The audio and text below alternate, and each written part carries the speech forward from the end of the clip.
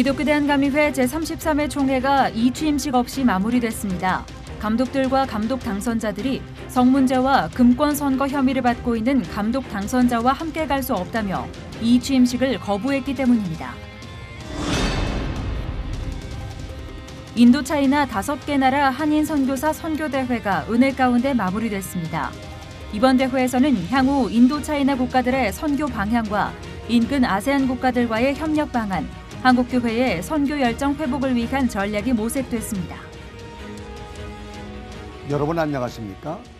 하나님의 시간 카이로스는 숫자의 개념이 아닌 영원한 현재를 살도록 가르쳐 주는데요. 11월을 시작하며 올해 남은 날들을 생각해 보게 됩니다. 물리적인 계수가 아닌 시간을 이겨낸 믿음으로 언제나 지금 여기를 살아갈 수 있기를 소망합니다. 기독교 대한감리회가 신뢰 속에 부응하는 감리교회라는 주제로 제33회 총회를 열고 교단 정상화의 물꼬를 텄습니다. 가처분 취소로 복귀한 전명구 감독회장이 정기총회를 이끌면서 감리교 혼란 사태가 수습 국면으로 전환하는 모습을 보였습니다. 조홍영 기자가 보도합니다. 총대 1,200여 명이 참석한 이번 기독교 대한감리회 제33회 총회는 일각의 우려와는 달리 전명구 감독회장의 주재로 순조롭게 진행됐습니다. 개회 예배에서 전명구 감독회장은 지난 6개월 동안 직무 정지를 겪어 교단에 혼란을 끼친 점에 대해 송구하다며 이번 총회를 계기로 새로운 감리 교단을 만들어가자고 당부했습니다. 특히 전 감독회장은 회무에 앞서 개혁 입법이 이루어져 선거법을 분명히 개정해야 한다고 생각한다며 더 이상 금권 선거가 개입될 수 없는 영적 지도자에 맞는 선거 제도를 만들어야 한다고 밝혔습니다. 우리 선거법이 세상 기준으로 후보를 평가하고 금권 선거의 허점을 이용한 한 소송은 끊임이 없을 것입니다. 감리회가 더는 소송으로 시간과 돈, 사회적 신뢰를 상실하여서 전도의 문이 막히는 그런 일이 있어서는 안 되겠습니다. 총회 둘째 날 폐회전 순서로 계획되어 있던 감독 이취임식은 서울 남년의 전중국 감독 당선자의 교회 성폭력 혐의와 간음 인정 문제가 불거진 것과 관련해 이임 감독들과 감독 당선자들의 뜻을 받아들여 진행하지 않기로 결정했습니다.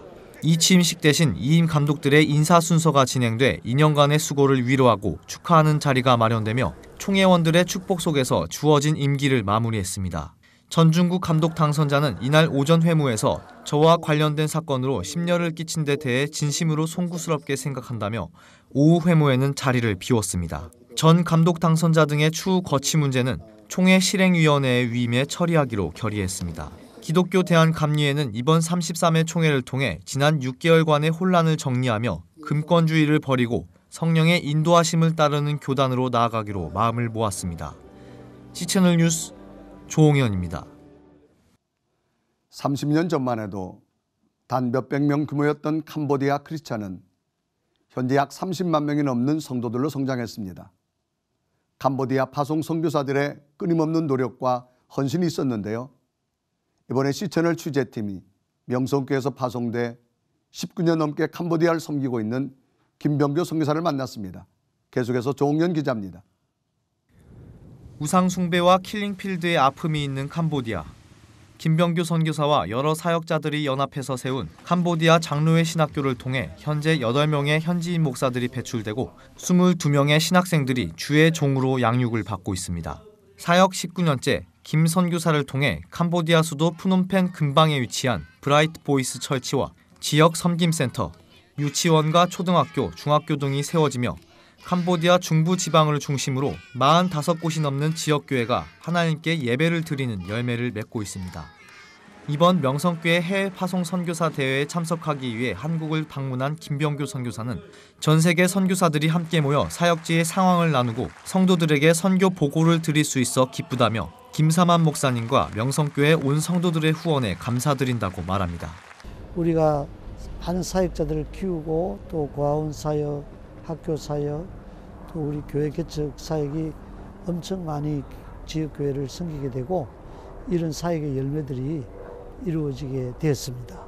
그래서 늘 목사님과 교회에 감사하고 또 하나님께 감사하고 있습니다. 2000년 4월 13년간의 파키스탄 선교를 뒤로하고 캄보디아로 선교지를 옮길 당시 회교권 국가와 달리 자유로운 도시 모습과 여성들의 활발한 사회활동, 아름다운 자연 환경을 보게 된 것에 크게 기뻤다고 말하는 김 선교사는 사역 4년째 되는 해 현지인 성도들 앞에서 캄보디아 언어인 크메르어로 설교를 전할 수 있을 때가 가장 기억에 남는다고 합니다. 하루도 빼놓지 않고 드려지는 5시 새벽 예배, 50명이 넘는 현지인 구역장들과 지역교회 전도사들을 위한 말씀 훈련, 또한 동네 아이들을 비롯해 중고등부 청년 대학생 사역 등을 통해 캄보디아 영적 부흥의 때를 준비하고 있습니다. 캄보디아가 열려 있고 또 이제 지정학적으로나 또는 그 영적으로나 앞으로 교회가 성장하면은 그 서남아시아나 중동이나 중앙아시아 쪽에 많은 선교 사역자들이 필요한데 그분들을 준비하는 모빌라이제이션하는 거점으로서 너무나 좋은 나라예요.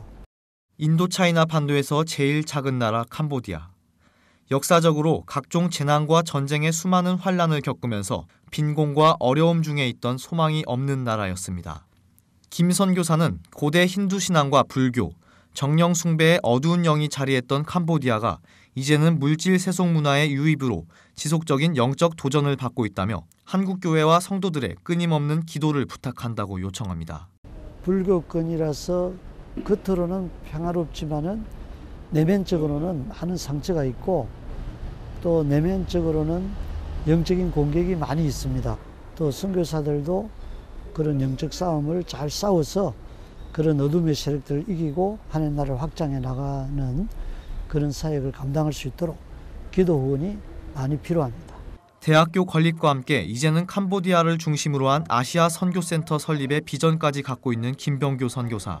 평생을 바쳐온 사역의 길이지만 하나님이 주신 사명 안에서 아직 그의 선교에 대한 열정은 푸르게 빛나고 있습니다. CCNL 뉴스 조홍현입니다. 이어서 그 밖의 교회 소식 전해드립니다.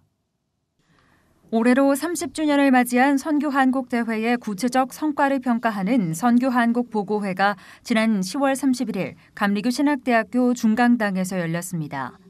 선교한국의 성과와 영향력 평가를 주제로 보고를 전한 한국선교연구원 문상철 박사는 설문조사 결과 선교사 85%가 선교한국대회가 선교사로 헌신하는 데 긍정적인 영향을 주었다고 답했다며 지속적인 연구를 통해 녹록지 않은 선교 환경에 놓인 선교사들에게 보탬이 되길 바란다고 밝혔습니다. 선교한국은 지난 1988년 창립돼 현재 42개 선교단체가 참여하고 있으며 2년마다 선교한국대회를 개최하는 등 선교 현장 일선에 필요한 다양한 형태의 전임 사역자를 배출하기 위해 노력하고 있습니다.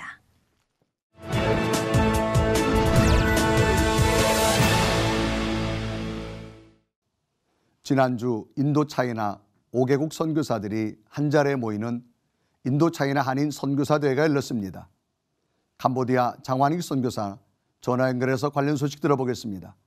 자, 선교사님, 지난 10월 15일부터 19일까지 한인 선교사대회가 열렸다고요? 네, 그렇습니다.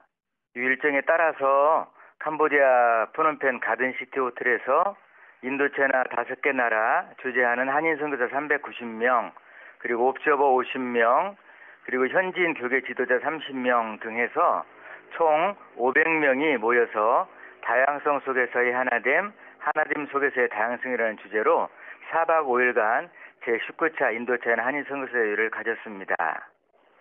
그렇군요. 이번 대회는 그 의미가 매우 컸다고 들었습니다. 어떤 이유에서인가요? 네, 여러 가지 논의를 많이 했지만 특별히 지금 시기에 꼭 필요한 몇 가지 선교 방향성을 논의했는데요. 첫째로 인도차이나 5개 나라의 선교 여건과 현실, 그리고 한인 선교사들의 사역들, 예를 들어 교회, 교육, 연구와 개발, 또 효율적인 네트워크, 디아스포라, 제한 지역에서의 제자 훈련, 30대, 40대 젊은 선교사들의 가정사역과 MT 교육 등이었고요. 두 번째로는 인도차이나 5개 나라의 현지인 교계 지도자들이 바라보는 한인 선교사와 사역들, 그리고 향후의 협력 방안들, 지난 20년 동안의 선교대 중에서 갖는 처음 시도를 했습니다.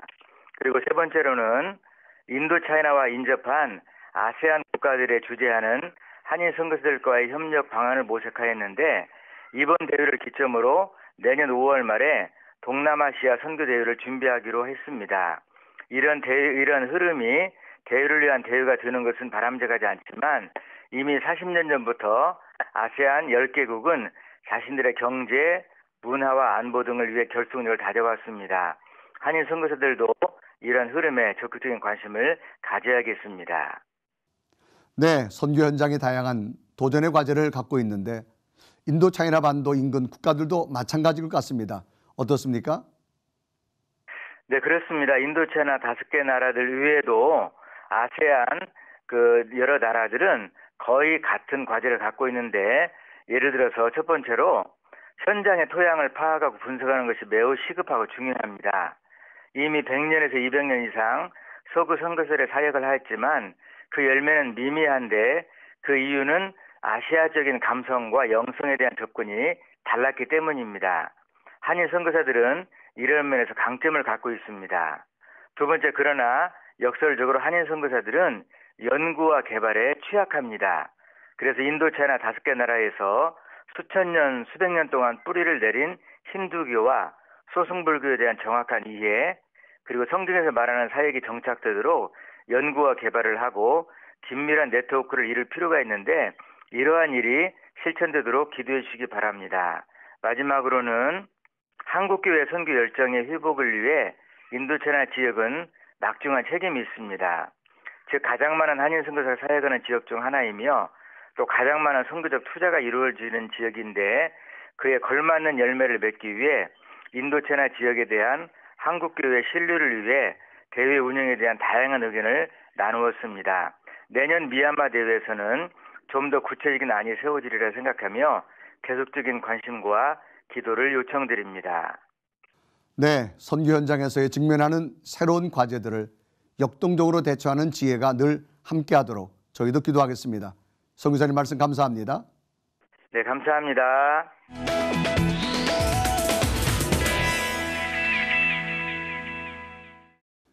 이번 주 내내 때이른 추위로 이른 겨울을 만나고 있는데요. 다음 주부터는 좀 나아진다고 합니다. 막바지 단풍나들이 교회 가는 분들도 많으실 텐데 대기가 무척 건조합니다. 산불 예방에도 신경을 쓰셔야겠습니다. 오늘 순서는 여기까지입니다. 시청해 주신 여러분 고맙습니다.